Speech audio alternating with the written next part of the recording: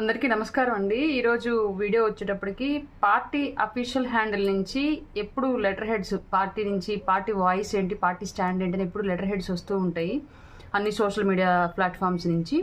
అలాగే ఎప్పుడు ఎంతమంది ఆ లెటర్ హెడ్స్ని చదువుతారో, ఎంతమందికి అది రీచ్ అవుతుందో నాకైతే తెలీదు. అంటే ప్రోటోకాల్లో ఉన్న వాళ్ళకి, అలాగే ఎస్పెషల్లీ చదువుకొని పార్టీ హ్యాండిల్ నుంచి ఇలా వస్తాయి, ఇదే పార్టీ స్టాండ్ అని తెలిసిన వాళ్ళకి మాత్రం అది రీచ్ అవుతుంది. గ్రౌండ్లో అండ్ నార్మల్ ఓటర్కి, పార్టీకి అనుకూలంగా ఆలోచించే ప్రతి సామాన్యుడికి అది రీచ్ అవుతుందా లేదా అన్నది నాకైతే తెలీదు. బట్ నిన్న పవన్ కళ్యాణ్ గారి పేరు మీద వచ్చిన ఒక లెటర్ హెడ్, దాని సారాంశము సామాన్యుల వరకు కూడా వెళ్ళాలి అనే ఒక ఉద్దేశంతో ఈ వీడియో చేస్తున్న లెటర్ హెడ్ని యాజ్ ఇట్ ఈస్గా వాయిస్ వినిపిస్తాను.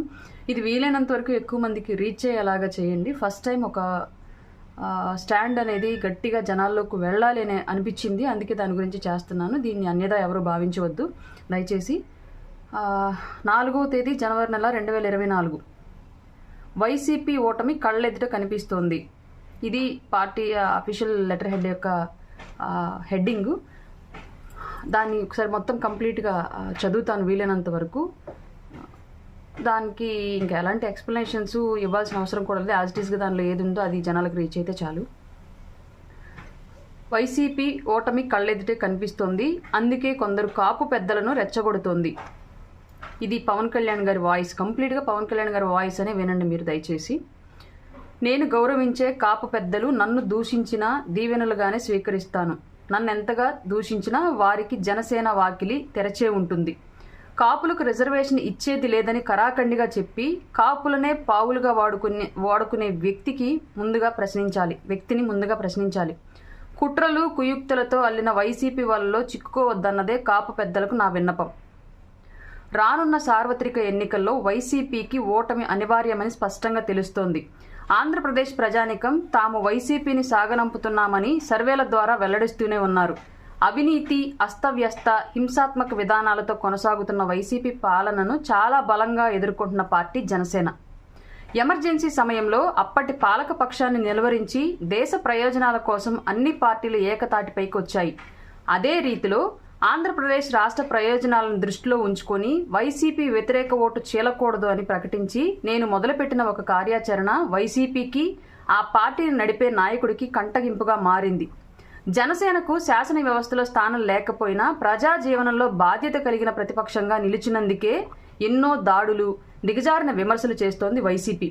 అసభ్యకరమైన దూషణలకు దిగి వ్యక్తిత్వ హననానికి పాల్పడ్డా తట్టుకుని నిలబడుతూనే ఉన్నాం.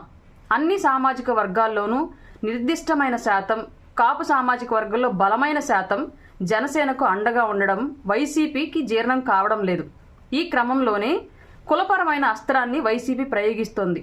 అందులో భాగంగా నేను గౌరవించే కాపు పెద్దలను రెచ్చగొట్టి పార్టీని బలహీనపరిచే దుష్ట ప్రయత్నాలకు ఒడిగడుతోంది. సదరు కాపు పెద్దలు అదే విధంగా మాట్లాడడానికి వారికి కారణాలు వారికి ఉండొచ్చు. వాటిని నేను సహృదయంతో అర్థం చేసుకోగలను. వారి దూషణలను నేను దీవెనలుగా తీసుకుంటానని తెలియచేస్తున్నాను. రాష్ట్ర విస్తృత ప్రయోజనాలను కాంక్షిస్తూ నేను తీసుకునే నిర్ణయాలకు సర్వత్రా హర్షం వ్యక్తమవుతోంది.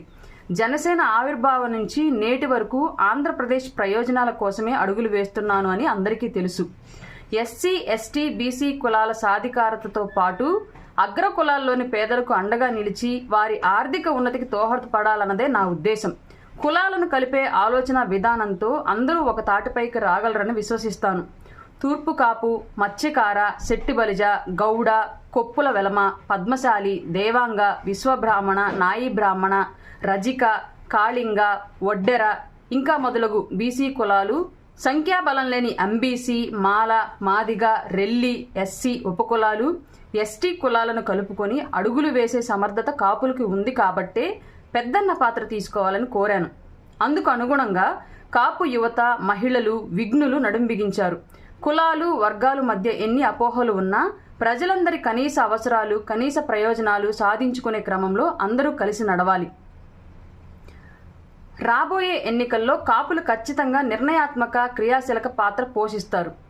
ఈ విషయాన్ని ప్రతి ఒక్కరూ గుర్తించారు. కాబట్టే కాపులలో అంతర్గత విభేదాలు తీసుకువచ్చే క్రమంలో వైసీపీ కుట్రలకు తెరతీసింది. కొందరు కాపు పెద్దలను జనసేనపైకి ప్రయోగిస్తోంది.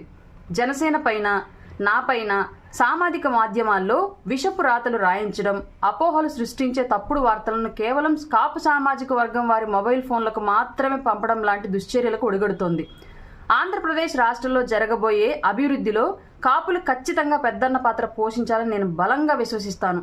రాష్ట్రంలో పట్టాలు తప్పిన పాలనను సరిదిద్దే క్రమంలో కాపు సామాజిక వర్గం పెద్దన్న పాత్ర పోషించాలని గురుతర బాధ్యత వహించబోతోంది. రానున్న సార్వత్రిక ఎన్నికల్లో జనసేన, తెలుగుదేశం పొత్తుకి శ్రీ నరేంద్ర మోడీ ఆశీస్సులు ఉన్నాయి. ఈ ఆశీస్సులతోనే రాష్ట్ర అభివృద్ధి కోసం ఇరుపక్షాలు ఒక విశ్వసనీయ పొత్తుతో అడుగులు వేస్తున్నాయి.